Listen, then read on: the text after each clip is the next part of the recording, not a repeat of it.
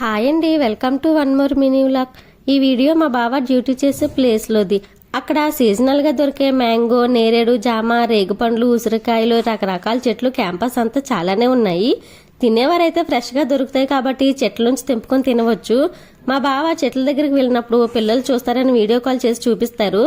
చాలా బాగున్నాయి నాన్న, మాకు తెచ్చు అని పిల్లలైతే సరదాగా అంటుంటారు.